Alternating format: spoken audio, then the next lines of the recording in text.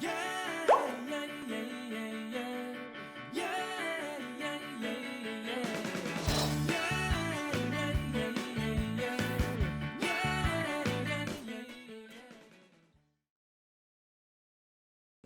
안녕하세요. 저 마젠타 로보틱스의 권기현이라고 합니다. 어떻게 저를 소개해 드려야 될까요? 그래서 제가 그냥 여기 오늘 나오시는 분들 중에 유일하게 박사가 아닙니다. 박사가 아닌 동네 아저씨 같은 사람이고요. 예, 사실 제 직업은 프로그래머라고 할 수 있어요. 컴퓨터에 프로그램을 짜는 프로그래머인데 저는 이런 로봇을 만들고 싶었어요. 이게 이제 제가 폭발물 처리라든지 위험물 처리 로봇을 한번 만들어 보려고 했던 디자인인데 이거를 만드는 건 굉장히 어렵지 않아요. 요즘은 굉장히 쉽게 저런 걸 만들 수 있어요. 하지만 문제는 저런 로봇의 형상을 만드는 게 아니라 실제 로봇이 어떤 행동을 하느냐 그런 걸 만드는 게 중요하더라고요. 그래서 저는 실제로 로봇을 만들었지만 사실 그거보다는 실제로 로봇이 어떻게 생각하고 어떻게 반응할 것인가 그런 것들을 좀 더 연구를 해보고 싶었어요. 저는 여기 기초과학연구원이랑 조금 인연이 있는데요. 무슨 인연이 있냐면 제가 대학교 생활을 하면서 처음으로 프로그래밍을 가지고 아르바이트를 한 곳이 여기예요.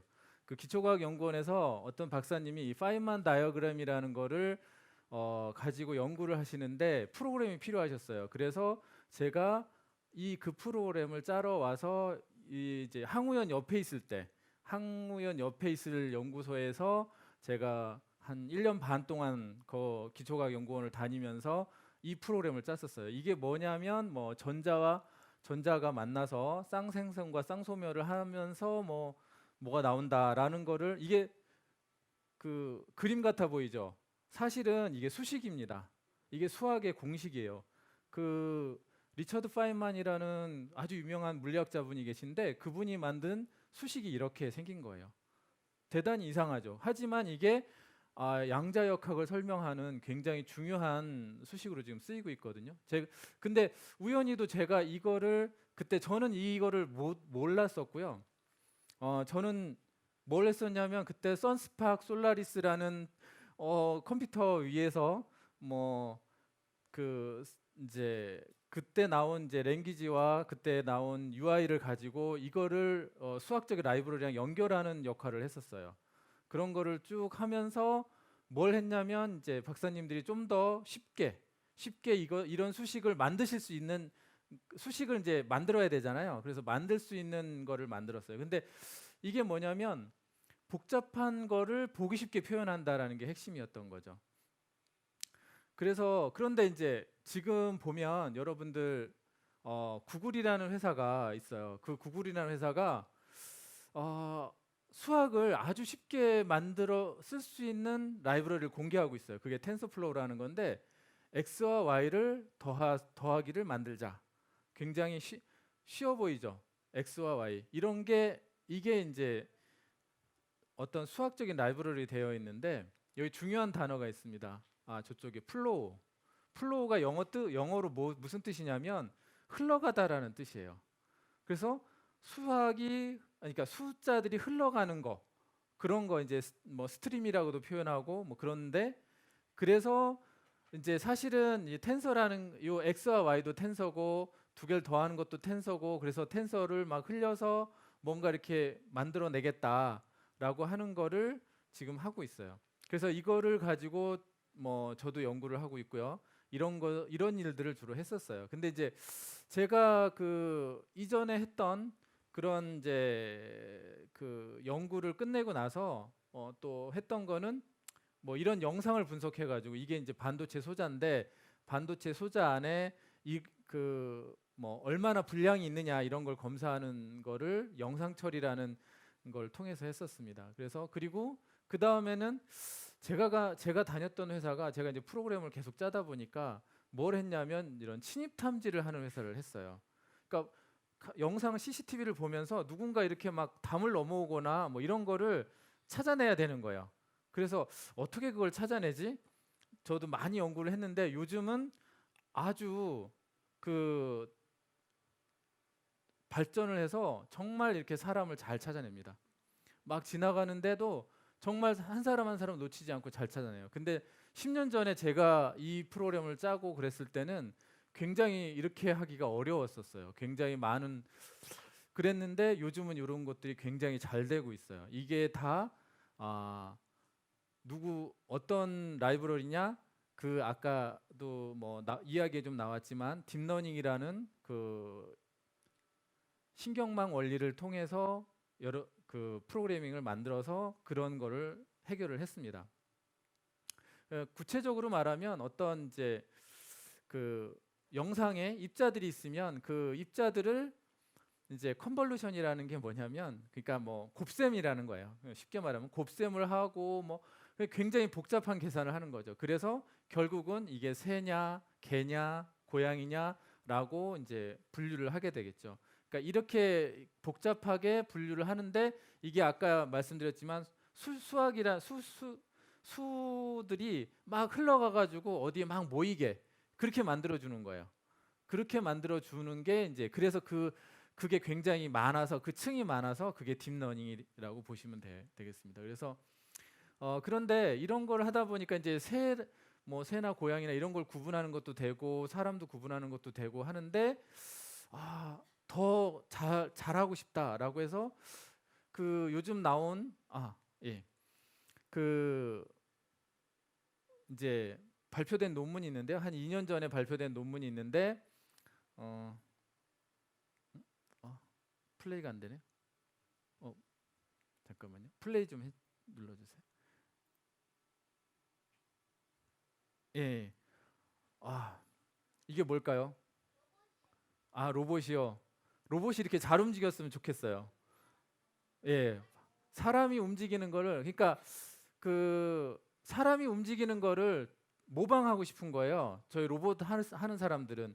그래서 사람이 어떻게 움직이나 관절이 어떻게 움직이느냐를 연구하고 싶은 거죠. 그래서 그거를 방법을 만든 거예요. 아까 만들었던 그런 원리를 이용을 했어요. 그래서 이런 동영상 속에서 사람이 어떻게 움직이는지를 알아내고 싶어서 그것들을 다 알아내는 방법을 논문을 했어요. 머리 크기 이런 걸 이제 스케일, 그러니까 크기의 문제잖아요. 머리 어떤 가까이 있는 물체는 크고 멀어 있는 물체는 작으니까. 그 다음에 관절 하나 하나를 이렇게 그 추출해내는 방법들을 써가지고 이분은 아주 유명하신 분이신데 이분 현직 대통령이십니다.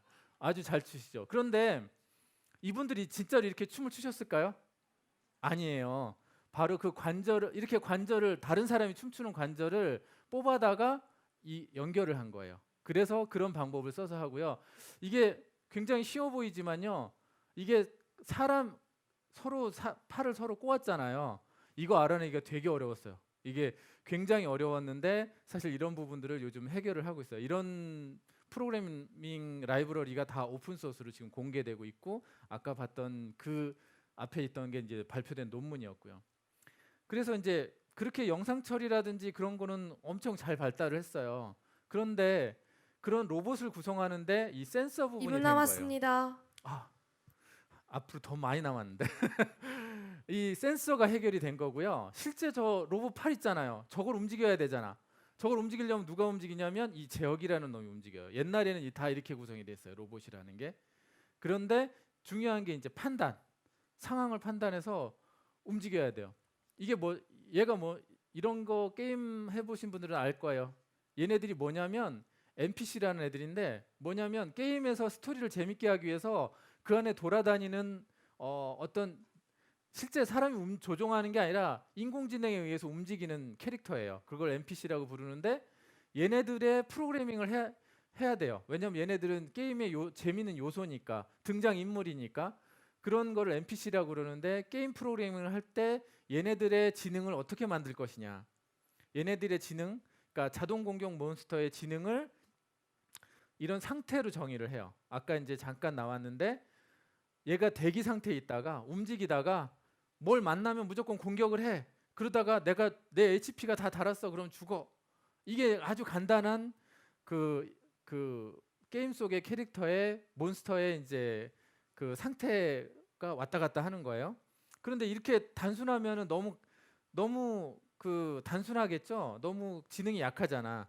그래서 더 더 많은, 그래서 중간에다 뭐냐면 하나의 스택을 또 쌓아서 여러 가지 그 상태를 만들어내요. 그래서 이런 상태를 만들어서 상태와 상태가 연결해서 이제 어떤 상태로 가는지를 생각하게 되겠죠. 실제로 어떤 가장 간단한 게임 캐릭터의 상태 구성은 이렇게 만들어집니다. 이건 이제 게임 소프트웨어에서 나온 거고요. 요런 건 뭐냐면 자판기예요. 여러분 자판기에 동전을 넣죠. 자판기에 동전을 넣으면 얘가 자판기가 대기하다가 그 실제 동전이 있는지 판단하고, 판단해서 음료수를 내주고, 그 다음에 동전을 먹고, 그런 역할을 이렇게 왔다 갔다 하게 되죠. 이게 이제 자판기 프로그램이에요. 실제로 이거를 잘 알아두셔야 되는 게, 여러분들은 아직 멀었지만 프로그래머를 입사시키는 시험에서 면접 시험으로 가장 많이 나오는 문제 중에 하나예요. 자판기 프로그램을 짜보세요라는 문제들을 실제로 면접관이 물어봐요. 그러면 이런 말을 해야 돼요. 그리고 또 하나는 이제 우리가 반응하고 이제 반응하는 문제에 있어서 귀가 가려워요. 그럼 우리는 귀를 후비죠. 그래서 돌아가는데, 그런데 귀를 후비면 상태가 좋아져요. 그래서 이렇게 돌아가는 루프가 형성이 되는데, 근데 그걸 계속 하다 보면 어떻게 돼요? 귀 속에 진물이 생기게 됐죠. 그러니까 아까 얘기했듯이 상태와 상태를 그냥 단순하게 해서 계속 돌렸더니 다른 효과가 나타나게 돼요. 그래서 그런 것들을 보면, 시간에 따라서 보면 다르게 올라가게 되겠죠. 그래서 이런 것들을 계속 처음에는 굉장히 단순하지만 그 단순한 것들을 이렇게 발전시켜 나가요. 그래서 그걸 개념의 발전이라고 부르는데, 그래서 음식이라, 여기 밑에서 뭐 두유가 있고 우유가 있고 뭐 이런 것들이 다 음식이다라는 포함 관계를 갖게 되죠. 이게 개념이 정립이 됩니다. 결국은 아까 바로 이전 강의에서 하셨죠. 네트워크입니다. 결국 다 연결이 돼 있죠. 요 밑에 있는 애는 누굴까요? 얘가 FSM이라는 거예요. FSM이라는 게 영어로 유한 상태 기계라는 뜻인데, 얘는 뭐냐면 날아다니는 스파게티예요. 스파게티 몬스터라는 애예요. 이게 뭐냐면 서로 이렇게 복잡하게 꼬여 있죠. 얘는 이제 신이거든요. 어떤 종교에서 신이고, 근데 이 종교의 신이 결국 지식의 신이 될 수도 있어요. FSM이라는 게. 그래서 여러분들한테 얘기하고 싶었던 거는 뭐냐면, 아까도 방금 이전 시간에 그걸 말씀해 주셨지만, 이 데이터라는 것이 인포메이션이 되고 지식이 되는 거는 서로 점을 어떻게 연결하느냐, 관계를 어떻게 연결하느냐가 그 정보와 지식으로 만들어내는 것입니다.